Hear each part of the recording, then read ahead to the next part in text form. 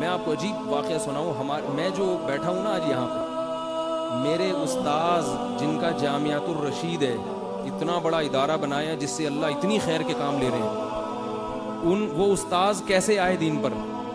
ان کے جو والد تھے, ان کے والد کو کسی غلط کیس میں جیل ہو گئی.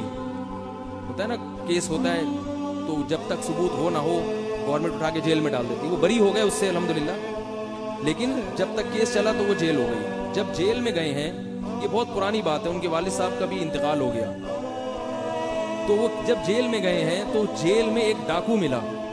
وہ ڈاکو تبلیغی جماعت کے جو امیر تھے حضرت مولانا الیاس رحمۃ اللہ علیہ, ان کی صحبت اٹھائی ہوئی تھی اس ڈاکو نے. اب پتہ نہیں وہ صحیح ڈکیتی میں پکڑا گیا تھا یا غلط الزام تھا, واللہ عالم, لیکن وہ کچھ نہ کچھ ان کے پاس اٹھنا بیٹھنا تھا. تو اس نے جیل میں موقع غنیمت سمجھ کے میرے جو استاذ ہیں ان کے والد کو تبلیغ کرنا شروع کر دی. جیل میں تو کوئی بھی کام نہیں ہوتا نا, تبلیغ والے تو کوئی کام بھی ہو تو نہیں چھوڑتے آپ کو, اور جب آپ فارغ بیٹھے ہوئے ہوں وہ کہتے ہیں یہ تو بڑا ٹائٹ شکار ہے, یہ بھی کچھ بھی نہیں کر رہا, ابھی اس کو پکڑو.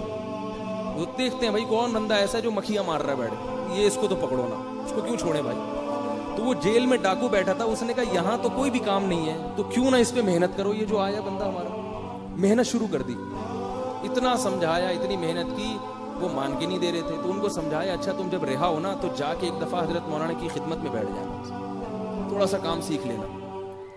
اللہ نے کیسا رخ بدلا ہے. وہ نکلے اور حضرت کی خدمت میں گئے, تبلیغ میں وقت لگایا, پھر وقت لگایا, پوری زندگی تبدیل ہو گئی. اللہ نے اولاد بہت دی ان کو, 9 تو صرف بیٹے ہوئے ہیں ان کے, سب بیٹوں کو پھر حافظ بنایا, علم میں لگایا. تو ان کے جو دوسرے نمبر والے بیٹے تھے نا, انہوں نے علم میں اتنی ترقی کی کہ وہ پورے پاکستان میں وفاق المدارس میں ٹاپ کیا انہوں نے. کیوں؟ اس لیے کہ باپ کا تبلیغ میں وقت لگا تھا. اور لگایا کس نے؟ وہ جو جیل میں ڈاکو تھا اس نے نصیحت. میں حقیقت میں تھا یا نہیں تھا میں الزام نہیں لگا رہا, ہو سکتا ہے نہ ہو, کیس اس پر یہ تھا کہ ڈکیتی ہے.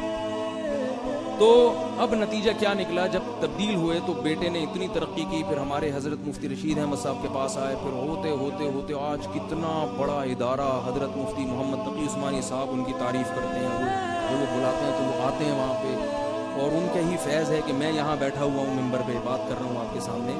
تو یہ سارا کریڈٹ کس کو جاتا ہے؟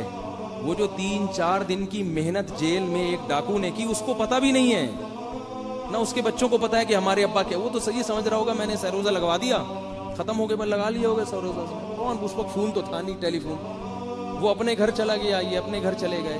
لیکن وہ قیامت کے دن دیکھے گا کہ جامعۃ الرشید بھی اس کے نامہ اعمال میں, بولو بھائی,